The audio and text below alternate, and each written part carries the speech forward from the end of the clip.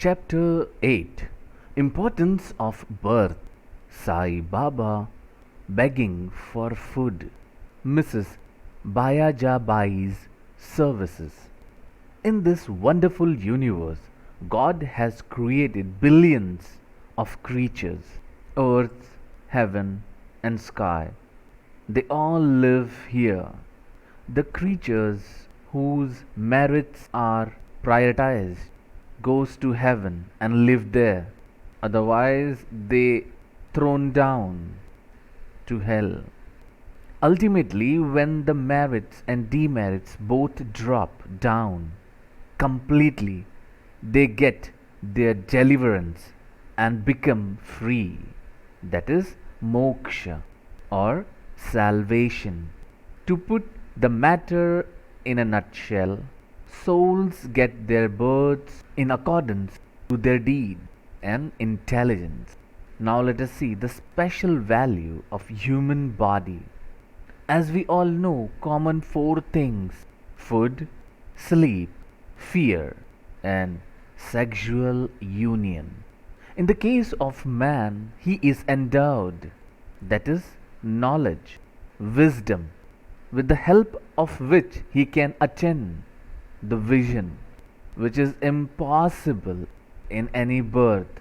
For this reason, God envy man's fortune and aspire to be born as men on earth so as to get their final deliverance.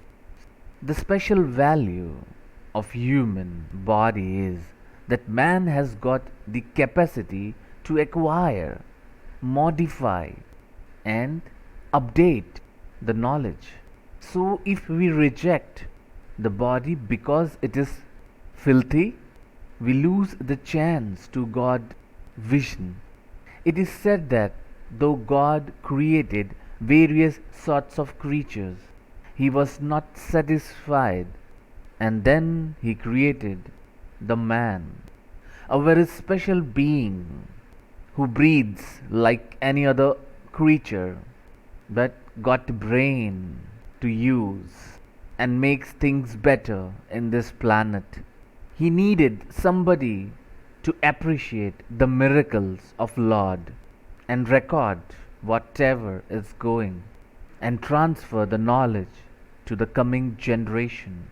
I am feeling lucky to born as a human and got an opportunity to recourse at the feet of Shri Sai Baba. Now let us see, now realizing how precious the human life is and knowing that death is certain and one day it may snatch the breath, we should be ever alert to achieve the object of our life and do not delay. As any king wants to get throne of his own, as any youngster wants to get married to an adorable man or a woman, as a father search his son who is lost and left no stone unturned, we should day and night meditate and fail how to proceed. The most effective and speedy way to gain our object is to approach a worthy saint, that is Sadguru, who was himself attained God vision. What cannot be achieved by hearing religious lectures and study of religious works. Such souls are worthy to get the God's attention. But human has so much work to do, and that is why we have the Sadguru, a spiritual wisdom which all sacred books confuse already. But this man will help you to infuse all of them at one go. His simple talks and silent advice will give you your virtues, calmness, charity, and the control of mind and body. The disciples, as they are being practiced in such pure and holy company, Sai Baba was such a Sadguru. Though he acted as a fakir, that is, a mendicant, he was always engrossed in the self. He always loved all human beings and saw divinity. He was not depressed by misfortunes. A king and a slave both are same for him. Let us see how the Baba begged for food. Blessed are the people of Shri, in front of whose gate Baba stood as a beggar and called out, "O lassie, give me a piece of bread," and spread out his hands to receive the same. In one hand he carried a tin pot, and in another a rectangular cloth of peace to hold whatever he gets to eat. He daily visited certain houses.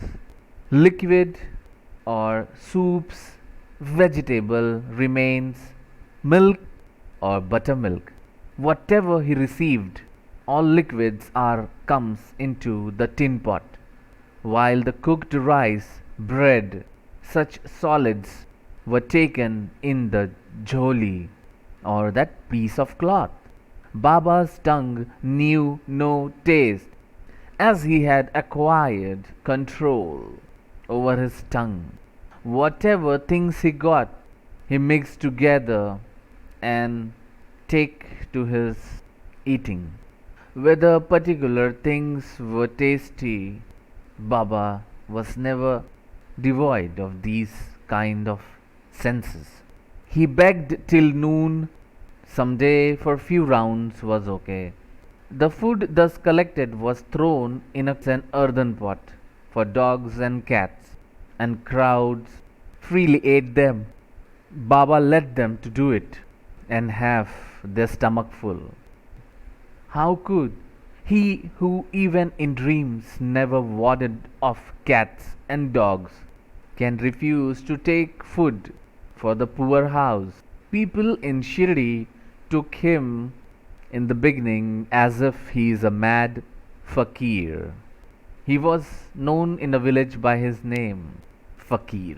How could one who lived on alms by begging few crumbs get a huge respect, since this was not an ordinary fakir? He was a liberal soul. Though he looked fickle and restless from outside, he was firm and steady inside. Still living in the small village, there were few kind and blessed people who recognized and regarded him as a great soul. And the first one was Shrimati Bayajabai and her brilliant service.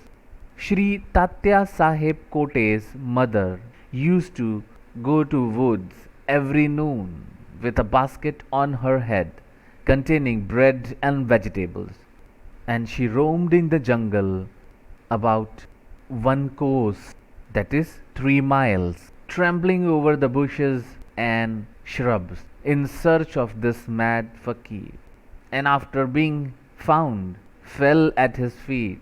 The fakir sat calm and motionless in meditation. While the man is in dreams, this lady spread the leaf and place some eatables and go away. This wonderful faith and service every day till noon forced Baba to partake a lunch. Her service, by whatever name we should call it, it was never be forgotten by Baba till his Maha Samadhi. The service she rendered, Baba benefited her son magnificently. Baba once said Fakir was the real lordship, as it was everlasting.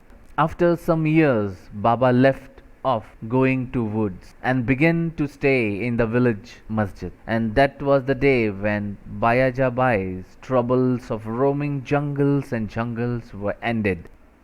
Thank you for listening to this wonderful video. Now continue to the next part. Om Sai Ram.